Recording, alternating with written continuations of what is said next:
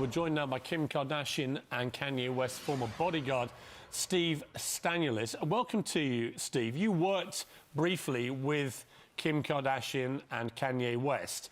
What is your view of what's happened here from a security perspective? Sure. I mean, as the facts keep coming out, the more I hear and the more stuff unwinds, the more 100% it's an inside job. I mean, they knew they went to this exclusive place that has exclusive entrances. They knew exactly where to go, where to find the jewelry.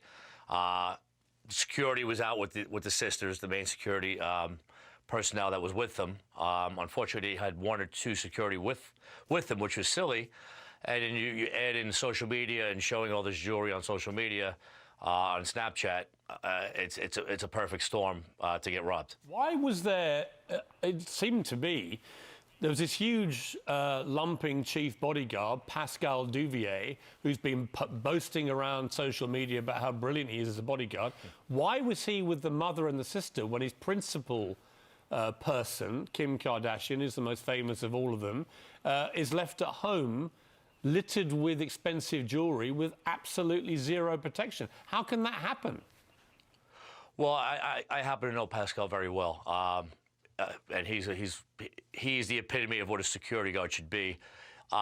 If he did hang on. He sounds to me like the epitome of what a security guard should not be. He's a bloke who most security guards I know who are good do not post anything about themselves on social media. Do not boast about. He's got his own Twitter account, his own Instagram account. He's been posting since the attack. He's working for Kim and the Kardashian family, and if they're going out and they want him to be with them while they're out, that's what he has to do. He doesn't have the ability to say, no, I'm not going to go with you. I'm going to stay with Kim. So he was probably told that's what they wanted them to do, so that's probably what he had to do. I don't think that was his choice. I think it was more that since they were going out and she was going to stay home alone, that's why he went out with them. Okay, Steve, in fact, I know that's what happened. Not knowing the full facts, being an outsider on this, but knowing the people that are involved, you don't tell them what to do or what you think. They tell you. I have worked with Kanye, and I've been left on a street corner while he jumps in a taxi with him and his friends, and I have to chase them in a taxi, finding out where they are. Yeah, that's fine. That's fine. But the bottom line is, if you're the head of the security for somebody like Kim Kardashian, you're on foreign soil, you're in a city like Paris that's already been hit by major terror attacks several times in the last 18 months. She's a massive target for any nut job out there, terror group, anybody who wants to kidnap her, hold her to ransom. We know she's loaded. We know she's got loads of expensive jewelry with her. Why would you not arrange for somebody, anybody, to just be outside that apartment block keeping an eye out? Why leave her completely exposed? Well, again, that's the $1 million question here. And again, the $13 million question. No pun intended, right. It's a $13 million question. Again, Pascal can only hire security based on their wishes. So should there have been an armed security?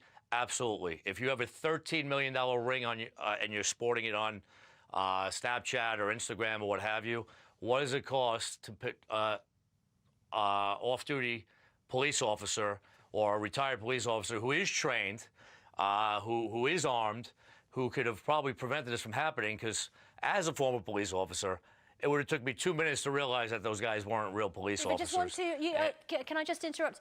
We're running out of time, but do you, you know Pascal, have you spoken to him since this has happened? Well, I had an unfortunate incident back in the Met Gala, and I haven't spoken to him since. I don't follow him on Twitter, so I didn't realize he was posting things on Twitter. I'm surprised to hear that as well, but I didn't know that. So for that, I apologize. Yeah, that doesn't look great to be posting stuff on Twitter and have two crazy incidents like this happen back to back. But yes, I do know him, and from what I know of him, he's one of the best in the business. What people need to focus on and need to understand as absolute truth is that no one, I've infected no one. You know, there's no one coming at me saying, well, now, no, it's not, this just has not happened. Regardless of what they say, I